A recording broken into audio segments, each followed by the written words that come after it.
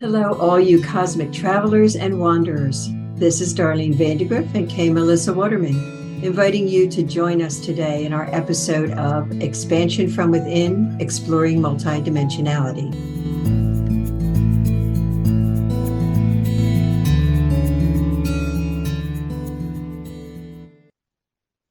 Hi, everybody. We're back. It's episode number 53, and today we're going to talk about love. I'm very interested in this topic. I think we'll start, if it's okay with you, Darlene, with me reading what the Evolves had to say. Great. So this is from the Evolves. We can all agree that everything and everyone has a birth and a death process. Transformation from one body to another, one dimension to another, one experience to another. In the physical form, you shed cells, skin, and hair as the body shifts and eventually turns into the dust from which you were formed, those elements of earth and the wisdom of the universe that created your species. What you carry forward is your soul of who you are at your very core, love. Grief and loss are part of the human experience. Though many view death as a transition from one form to another, it does not circumvent the pain that is felt in the emptiness of loss. Love is what is foremost in this transition. Was your loved one loved? Did they allow it, feel it, accept it, and cherish the gift of what love brings them? If the answer is yes, then they have lived the fullest of what life offers them. You incarnate as a human to experience lessons, develop insights and wisdom, and share the depth of who you are.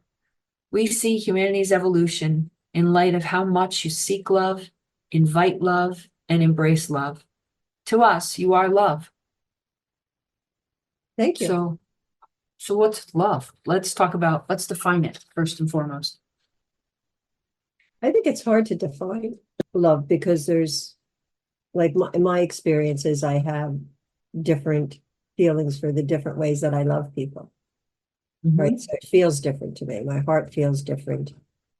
I guess on some level, there's a resonance with the bigger idea of love, which is open heart, at least to me, open-heartedness, acceptance and allowance.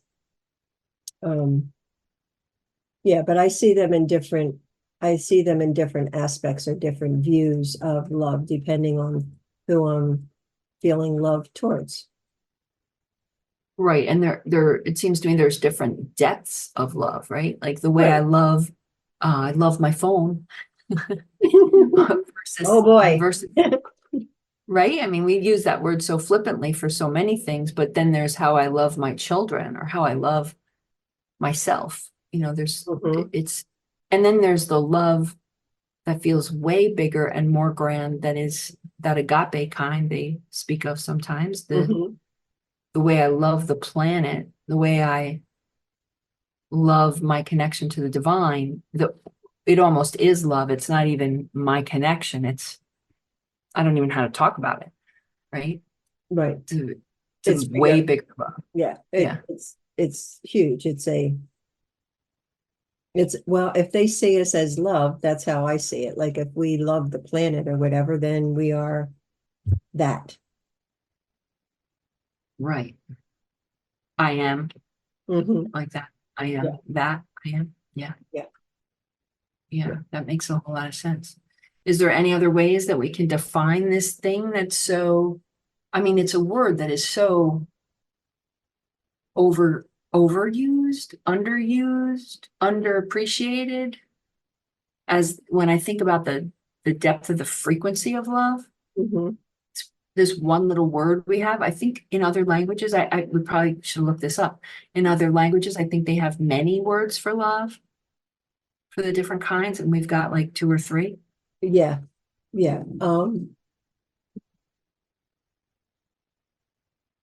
I think the most sought after on the spiritual level would be the unconditional, which you mentioned before. I don't think humans, not that they're not capable, but we're so far removed from that in our lives that the unconditional, it's something to aspire to, but not necessarily something that we do.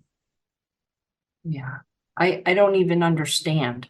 Like I try to be unconditionally loving to my children, particularly, Mhm. but I can sense there are conditions. I can sense that there are little strings. Sometimes they're tiny. It's not like I'm wielding some big scale around and making sure I get something back, but it doesn't feel unconditional. And I don't think I'm just the only one. I don't think I'm, a bad parent for, parents say, I love you unconditionally. And it's like, well, is that really Yeah, true? let's see how far they can stretch that, right? Kids are good at that, you know? Kids are good at that. They are Oh, really good yeah, at that. yeah. I think animals can love unconditionally. I mean, they're just No, starting to find out in science that animals may have, thoughts and feelings, like they may have something there as opposed to, I don't know what they thought before. I don't either, because dogs clearly have feelings. Yeah, yeah, but I guess science is just coming to that awareness that there's something more going, even insects. Maybe that's a little new for them. Right. Well, and it might be that they've just proven it, right? Because I think I can't imagine that science didn't get that cats and dogs have emotions. I mean, they can be vindictive for Pete's sake. I had my mother's dog pooped on my pillow, for God's sakes. It was definitely angry at me. And so there had to, if an animal can be vindictive, there has to be emotions. I just am I'm imagining that they just figured out how to sort of measure that and show it scientifically rather than it just dawning on them now. But either way, I mean, it's clear, right? I mean, with animals, right? We experience it. We experience them smiling. We experience them wagging. We experience those same way we experience Yeah. people. Mhm. We all wag in some way, In some way, right? or we purr, Yeah, or we claw each other, or we bite, right? I mean, we're not that much different than the animal kingdom, other than we try maybe to control it a little bit more. we try. Yeah, sometimes. Right. But it's true. We do love despite it, right? We love even after if my child acts out or swipes at me, I still love them. It doesn't really Yes. impact my love for them. In that way, it might be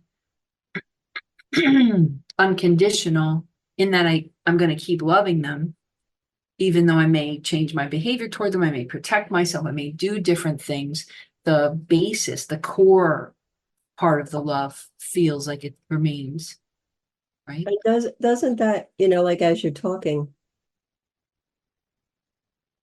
to love unconditionally, I wonder if you have to understand, like that would work for me. I can love you unconditionally if I understand your behavior.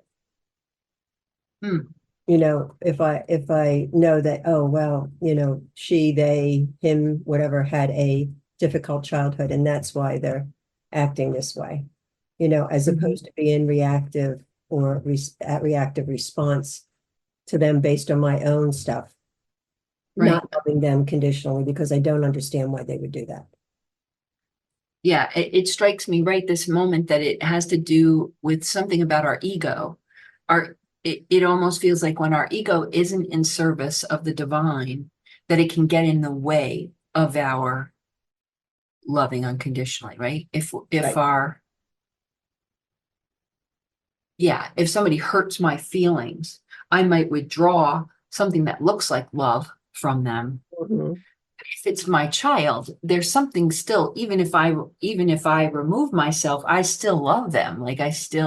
that's not going. There's a certain level somewhere down in there that doesn't change.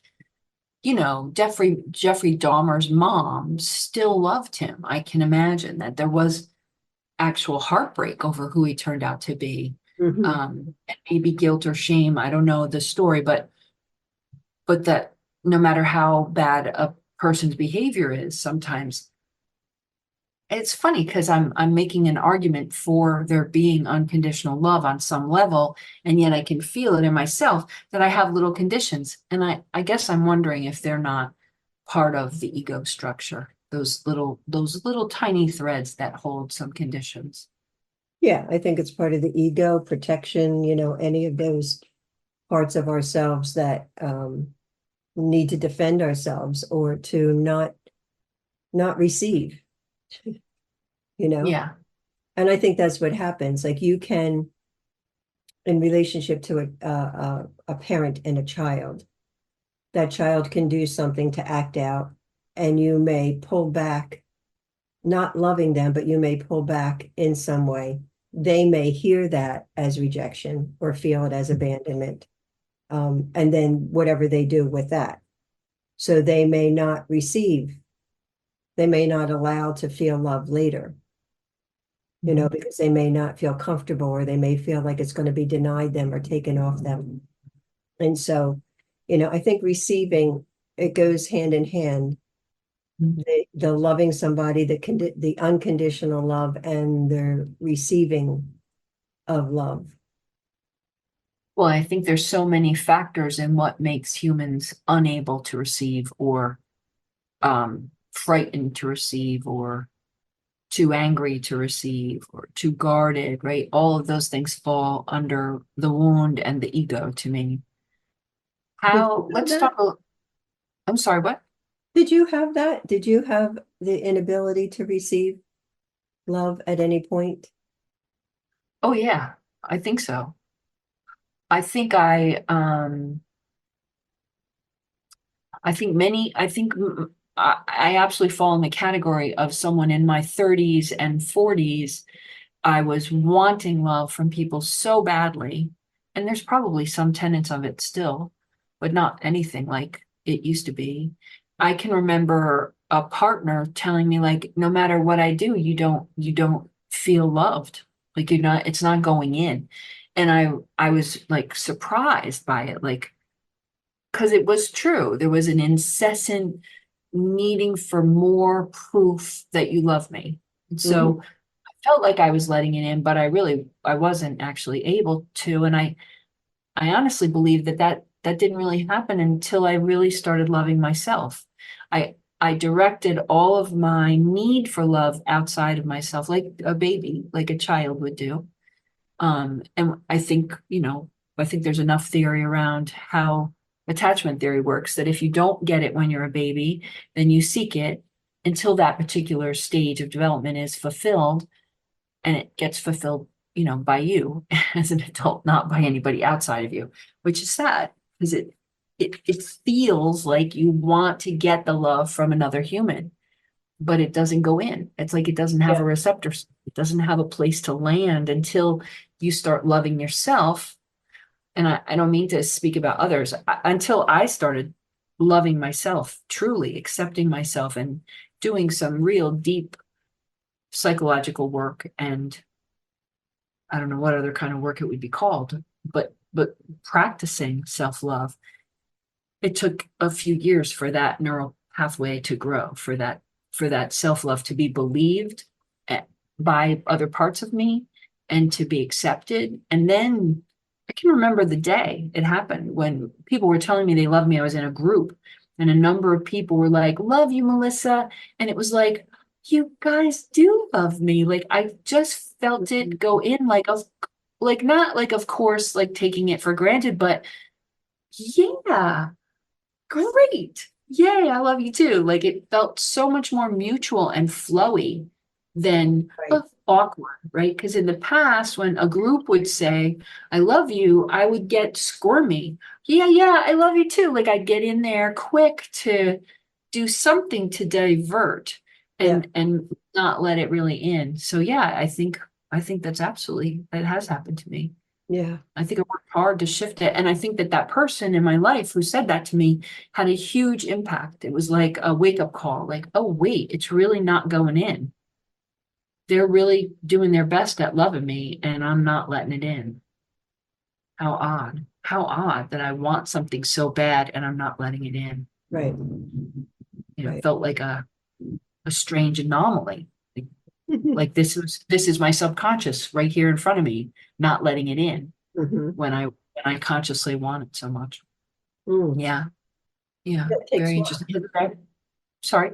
it takes work. It takes work to get to know yourself, to know all the Right. little nooks and crannies of how we manage our lives and navigate anything that comes in or doesn't come in. It's a lot. You have to want to.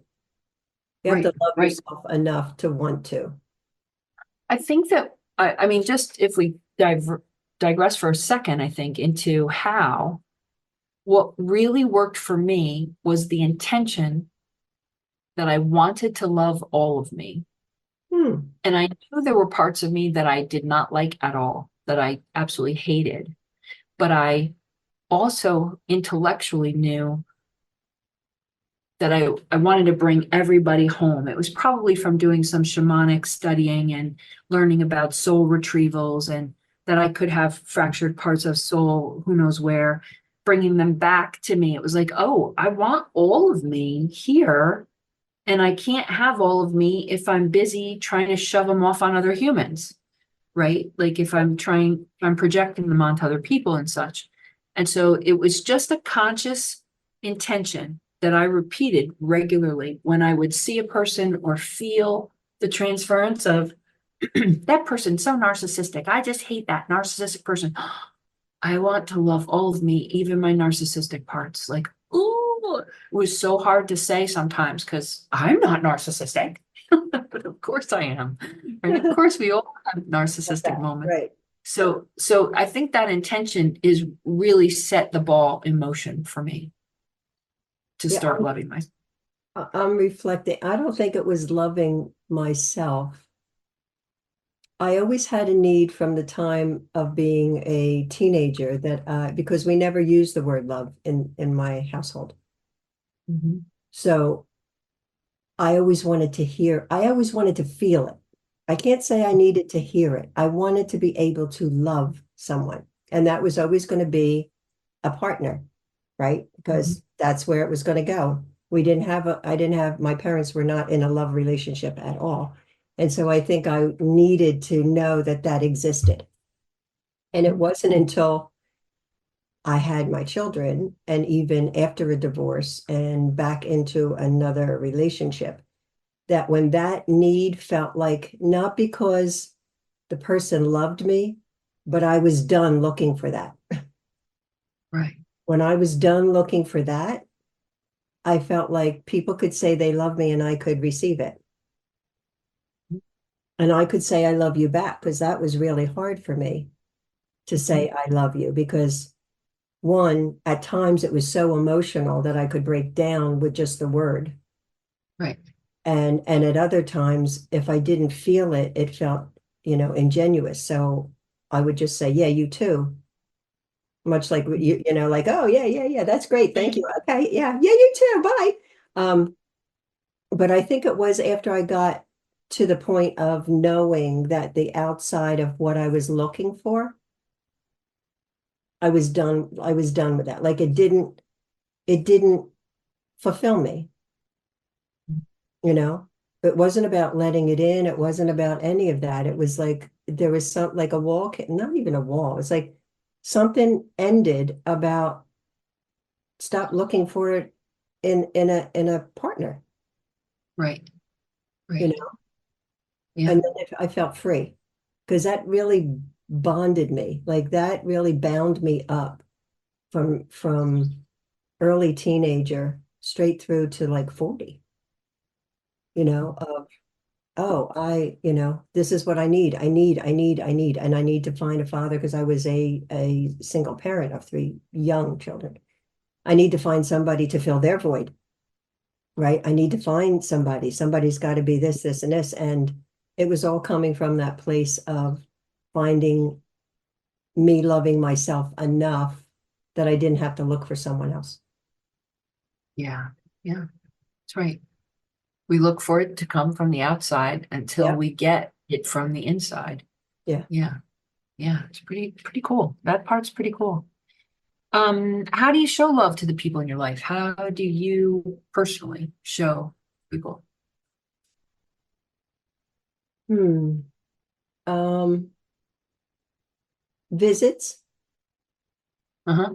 my time, because my time is always really squashed a lot of time. Or I want to do what I want to do, right? Like I want to paint, or I want to go garden, or I want to clean the house, or I want to read, or I want to write, or so I carve out, my time's like really precious. Like, no, I don't want to go see that person or whatever. So when I do, when I meet people in groups, when I do the Zoom calls, when I do all of that, for me, it's more about like I love those people. Mhm. So my time with them feels fulfilling. Yeah, yeah, I agree. I think it's one of the ways I show love to people and that I get loved, I have to say, is to connect with people in person or on Zoom. Yeah, it's quite fulfilling. I was thinking about the love languages, the book by Gary Chapman. The love languages are words of affirmation, quality time, that's what you're talking about, physical touch, acts of service, and receiving gifts. And I like that he put receiving gifts as number 5. I don't know if he meant to rate them in order of importance, but the receiving gifts part isn't the part that shows me love, and it's not how I think I got a lot of gifts as a child from the woman that raised me, my grandmother, mother. Um, she liked to buy me things, but I don't ever remember her making me feel loved at all. I did not feel loved. I didn't feel she even liked me. I mean, she really gave me the impression she didn't like me. And so the gifts seem like ridiculous, like easy, like an easy way out to me. Um, Although I do like to buy people gifts that I think are meaningful, Yeah. that I think if I find something I think a person will really like. But yeah, for me, it's words of affirmation. I feel love when people talk to me. I feel that connection between us, that we're on the same page, that we get each other. And the words of affirmation, I don't mean them to be like, oh, you're a good girl. Like, I mean it like that's how we connect, like to have the connection, to be seen and understood is the most important thing. Yeah, as you're bringing that up, I'm thinking, well, words of affirmation. I ask for feedback from people, Mhm. if you have anything to share. And that's kind of like mediocre. One, it's nice to hear if there was something good. Two, it gives me encouragement, right? Right. But the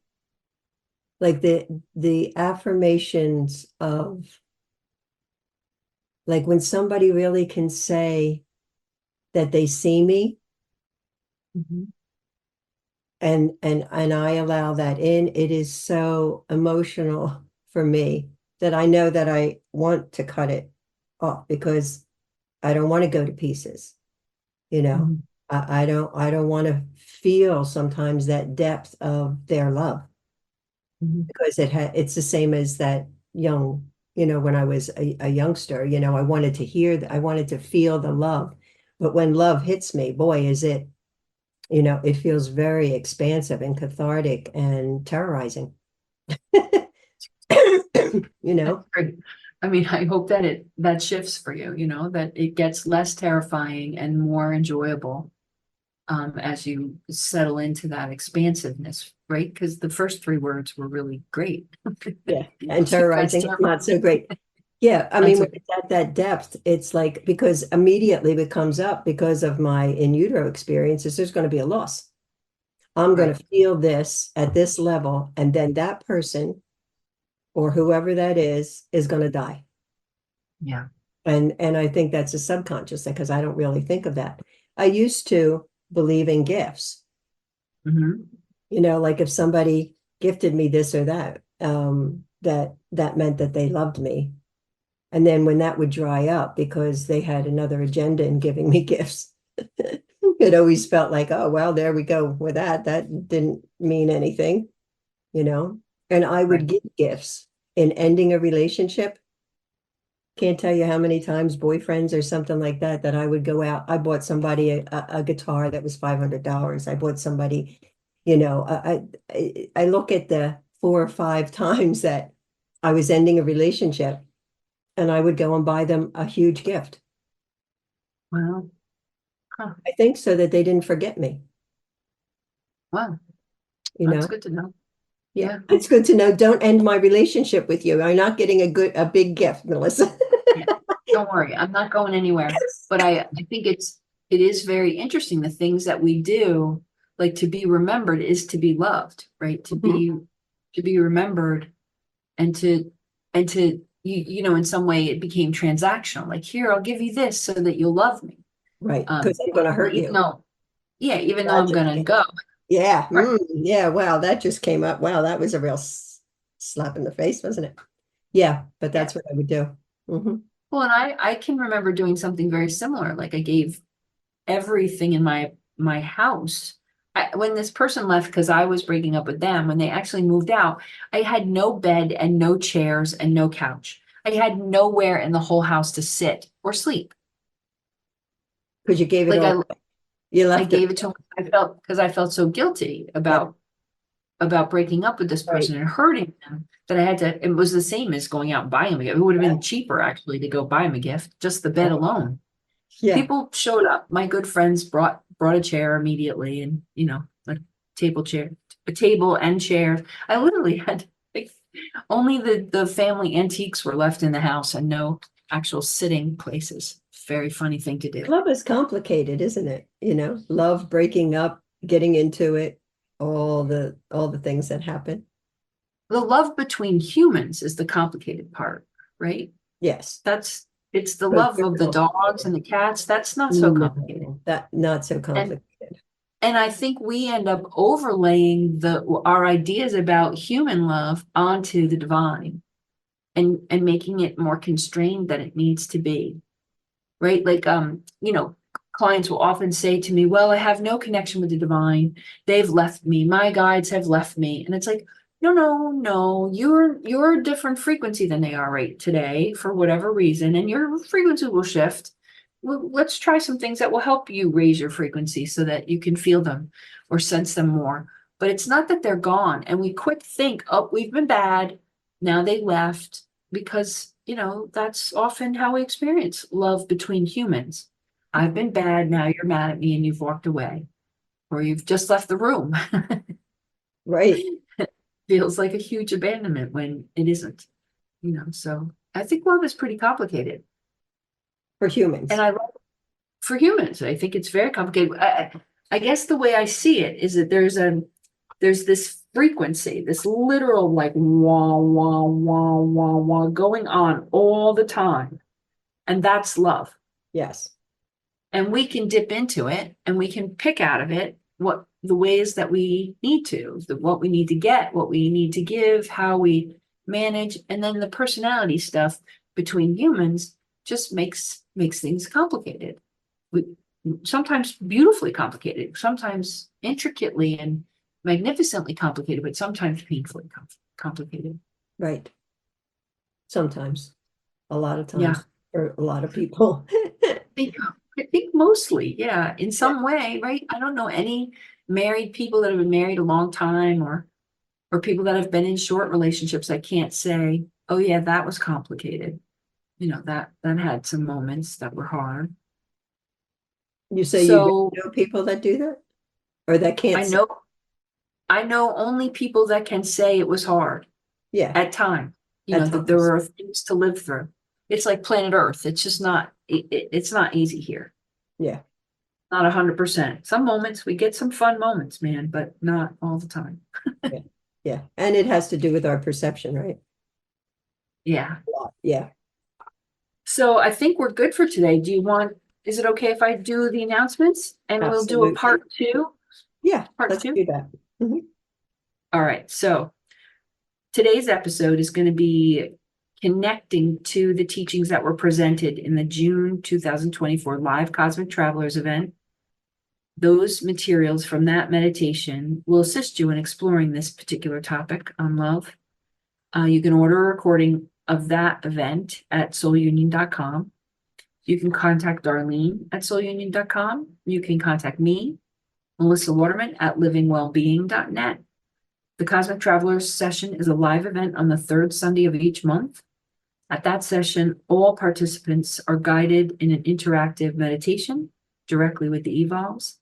You can contact Darlene at soulunion.com for payment, for link and all the information about that. Cosmic Travelers has a Facebook page. You can search for it in groups. It's over toward the left if you look when you're in Facebook. You can submit your questions for us. No one's submitting questions for us. Please submit your questions for us at soulunion.com. We both have YouTube channels. This podcast is also on the YouTube. And if you're watching YouTube right now, it's also a podcast you can find on whatever podcast app you use. That's all the announcements that I have for now. And remember that you know more than you know.